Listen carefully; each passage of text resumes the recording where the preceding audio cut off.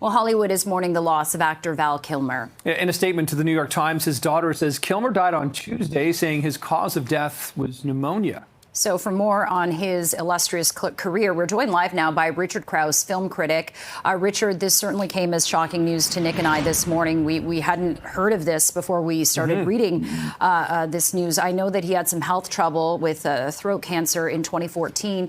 But maybe let's start by talking about his career and what you're going to remember him most for. Well, he had an extraordinary career from being on Broadway when he was just 21 years old, starring in a show with Kevin Bacon and Sean Penn, long before he made his first movies. He started off making comedies. He was a singer. He was someone who did after-school specials. He was a real working actor for a long time before he really hit it huge in the 90s and became what Roger Ebert called the most unsung leading man of his generation, in that he turned in great work time after time after time, but was never maybe as popular as Tom Cruise or some of his peers. But man, look at some of these movies. So when I think of Val Kilmer, I think of him playing Jim Morrison in The Doors, an incredible performance where he really submersed himself in it. He did all his own singing. He lived essentially like Jim Morrison for a year before they shot the film, and it really shows on camera. You really see that in that performance.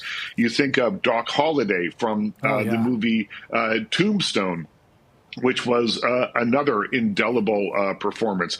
Batman Forever, apparently not his favorite movie. He declined to come back and make a second one, but it was an enormous hit at the time when it came out. He replaced Michael Keaton, who, of course, had played Batman in a couple of movies, and then Heat. I always think of him in Heat holding his own absolutely against Robert De Niro and Al Pacino, and that shootout scene at the end of Heat is one for the ages. Absolutely spectacular. And yeah, you're right. He really is a leading man, but didn't get the sort of same kind of, press or sort of respect, it almost seemed, as Tom Cruise. For me, Richard, True Romance. Right? That Tarantino flick where you don't even really see his face. He's kind of this Elvis character that's talking to the lead character of the movie. That one, to me, it's just the uniqueness of that role and how it was done. It really showed his talent to me. He wasn't even really face on screen. Well, and of course, Iceman from Top Gun is the role that he will be remembered for. And I think that it's interesting if we, think back to the width and breadth of his career, that his last on-screen appearance was in Top Gun Maverick.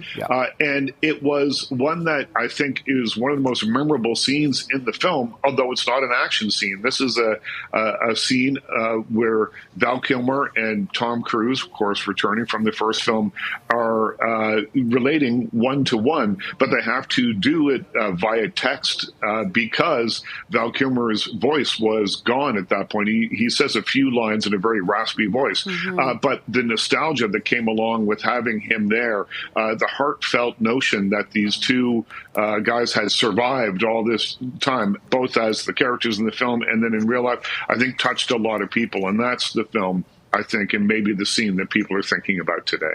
Yeah, absolutely. I watched Top Gun and I was surprised to see Val Kilmer, with the raspy voice, and then only later realize he had this real health issue and they built it into the film. But that was very touching. Well, Val Kilmer, dead at 65, still very young.